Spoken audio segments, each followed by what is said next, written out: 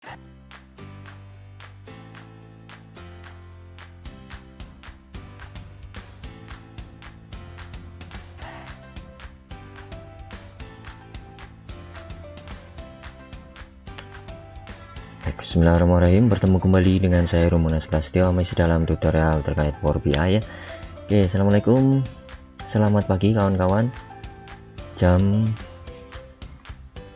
6.37 ya. Sebelum berkutat dengan kesibukan kantor, saya sempatkan buat sebuah tutorial terkait Power BI. Kita sekarang belajar mengenai formula kalender ya. Jika kita buka dokumentasi di Microsoft, kita bisa melihat formula DAX. Kali ini adalah kalender, dan sesuai dengan judul tutorial kali ini, saya akan membahas bagaimana cara membuat tabel kalender atau tabel tanggal untuk kepentingan Power BI kita. Karena memang di Power BI sangat diperlukan sekali tabel kalender untuk agar kita bisa membuat atau memanfaatkan time intelligence function di DAX, sehingga kita bisa dengan mudah memainkan atau menganalisis data based on waktu ya. Oke, langsung saja. DAX kalender DAX dengan function kalender return a table with a single column names date. Jadi sama seperti add column kemarin, kalender ini menghasilkan tabel dengan nama date. Jadi spesifik khusus tabelnya tercipta dengan nama yang sudah diambil atau sudah dipastikan sama si pihak Microsoftnya atau Power BI nya, bahwa nanti kolom yang ada di tabel tersebut adalah bernama date that contain contiguous set of date. Jadi kolom date ini akan berisi satu set tanggal yang berurutan atau berkelanjutan ya. The range of dates is from the specified start date to the specified end date. Jadi tanggal yang ada di kolom tersebut akan diawali pada tanggal yang kita spesifik state dalam start date-nya, kemudian akan berakhir pada end date-nya, inclusive of those two days. Jadi tanggal awal dan tanggal akhirnya inklusif, tercatat juga di kalendernya ya. Sintaknya adalah sebagai berikut: kalender, kemudian start date dan end date. Dengan parameternya, jika kita baca di sini adalah start date, any DAX expression that return a date time value. Jadi kita bisa dengan bebas mengambil start date dan end date-nya dengan syarat start date dan end date-nya adalah DAX expression-nya. Kemudian kita baca lagi terakhir, yang penting ini adalah return value dan remarks. Ini menurut saya adalah cukup penting ya. Returns a table with a single column names date. Jadi ini tetap diulangi lagi sama si pihak Microsoftnya bahwa akan mereturn tabel. Jadi function kalender ini menghasilkan date, jadi dia termasuk tabel function ya. Containing a contiguous set of dates, sama seperti tadi ya. Kemudian remarksnya, an error is written if start date is greater than end date. Oke, jadi nggak bisa kebalik antara start date dan end date nya. Kita coba saja ke Power BI nya ya. Oke, kita close saja untuk get datanya, saya tidak memerlukan get data. Kita buat dulu sebuah tabel, misalnya atau kita ambil file saya yang kemarin, yaitu sales ya, sales date. Kita klik pada get data aja lah, get data, kemudian from Excel kita ambil tabel sel yang kemarin kita pakai ya. Nanti untuk file tabel sel ini, file Excel ini akan saya sertakan juga di tutorial ini. Nih tabel sel, saya klik, kemudian saya klik open ya.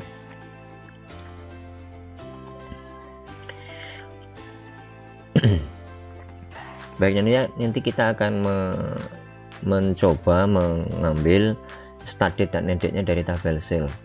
Jadi saya klik pada tabel sel centang ini ya. Ini adalah isi tabel sel saya, berisi data tanggal dan penjualan atau selnya ya, dengan tanggal awal 1 Januari, tidak urut 1, 13, 10, kemudian tanggal 2, tanggal 5 sampai tanggal 11 Maret. Jadi diawali tanggal 1 Januari sampai tanggal 11 Maret. Kita akan menciptakan one contiguous set of date. Jadi kita akan menciptakan satu tabel tanggal yang berurutan antara tanggal 1 Januari sampai tanggal 11 Maret ya. Jadi berurutan 1 2 3 4 5 sampai akhir Januari, kemudian sampai 11 Maret. Oke, kita langsung saja load karena kita tidak memerlukan pengaturan apapun di sini ya. Saya klik load. Tabelnya akan di load pada sebelah panel fill kita ya. Oke, kita tunggu sebentar progresnya.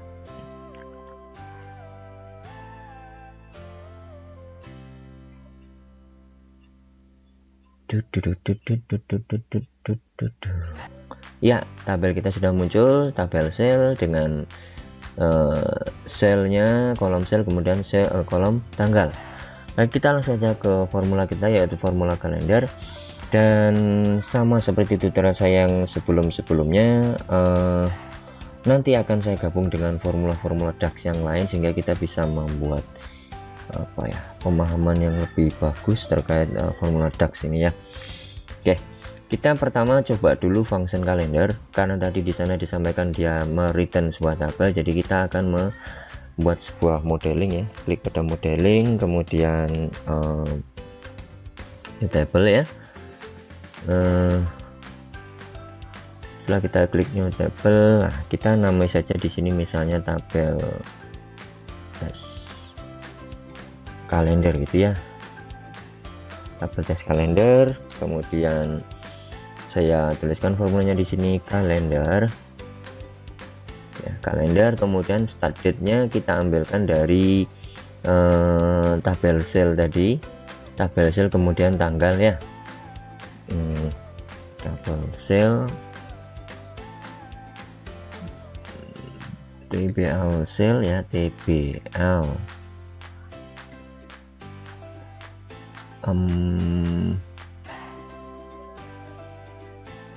kita ambil dari minnya saja, min dari tabel sel ya, tabel sel. Kenapa saya ambil min? Karena saya ingin mengambil tanggal terkecil sebagai start date-nya ya.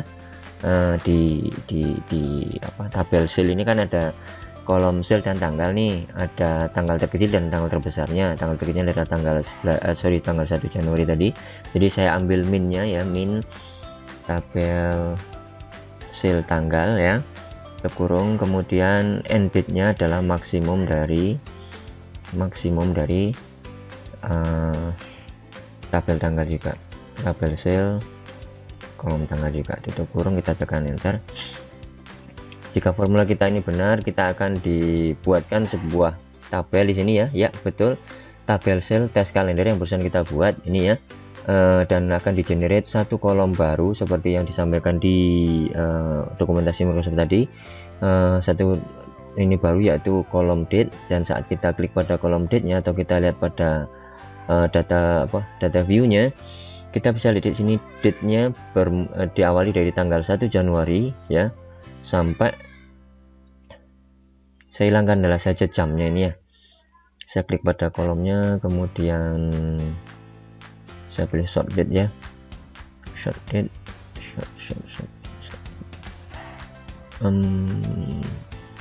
ini aja lah. Oke ya, dimulai dari 1 Januari, 2 Januari, 3 Januari berurut sampai 11 Maret karena memang tadi kita membuat tabel selnya sampai 11 Maret ya, 11 Maret. Oke ya, jadi langkah kita sudah betul. Bagaimana cara membuat kolom atau manfaatkan function kalender ya. Sekarang kita buat lebih menarik lagi, kita buat sebuah satu tabel tanggal dengan manfaatkan function kalender ini, dan kita akan gabungkan dengan min dan max sama seperti yang barusan kita lakukan, dan akan saya bungkus lagi ini dengan add column. Jadi saya bisa mendapatkan satu informasi satu informasi yang lengkap terkait tabel tanggal saya. Jadi saya kembali lagi ke report view, kemudian saya buat lagi sebuah tabel ya. Misalnya di sini saya namai dengan, saya klik pada new table, saya namai dengan tabel tanggal. Nah, seperti ini, komplit seperti ini ya. Kemudian saya buat sebuah formula, mengambil dari formula saya yang sudah saya buat kemarin, yaitu add column. Kemudian saya tekan shift dan enter karena saya ingin merapikan formula saya.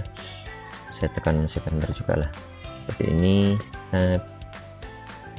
Shift enter, dan saya bungkus lagi dengan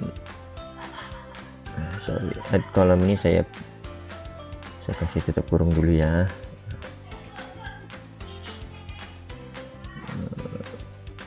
Shift enter, kemudian saya kasih tutup kurung dulu. Nah, nanti biar nggak lupa saya. Kemudian tab, saya sematkan di sini formula kalender, kemudian start date-nya tadi ya, min dari tabel sel tanggal kurung, kemudian koma, akhirnya adalah max dari tabel sel tanggal, seperti ini. Kemudian kita tutup untuk kalendernya kita tutup kurungnya ya. Nah, sekarang kita sudah mempunyai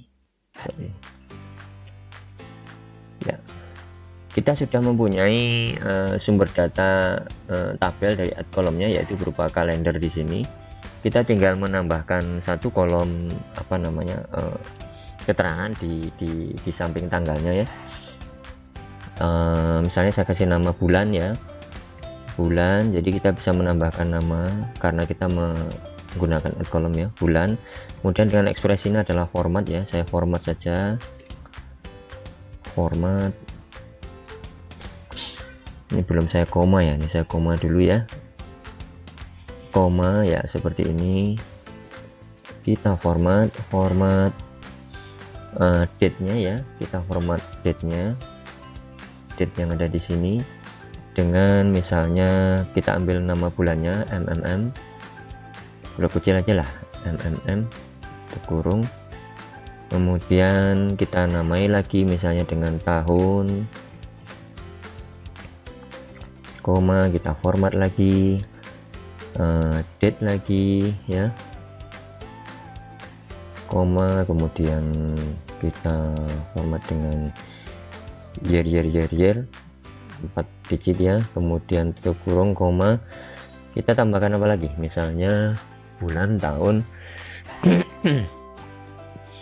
Apa yang biasanya sering dipakai ya untuk tabel tanggal, bulan, tahun, misalnya quarter ya, quarter itu per triwulan ya, jadi per triwulan.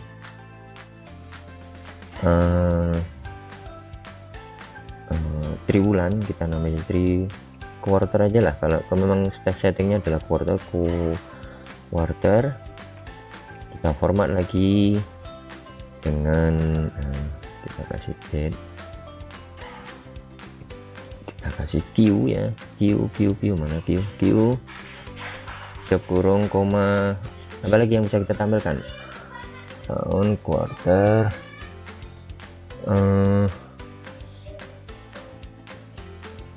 Kita coba lihat dulu hasilnya ya, nanti bisa dikembangkan sesuai ininya rekan-rekan, kebutuhan rekan-rekan.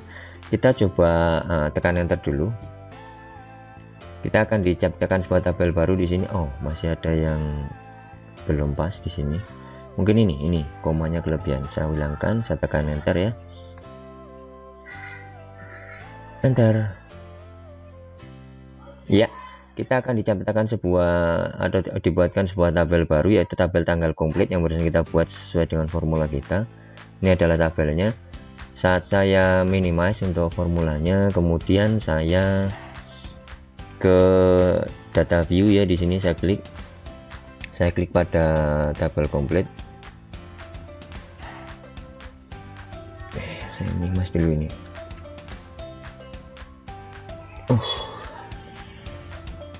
Aduh, ini mohon maaf rekan-rekan terkait apa namanya.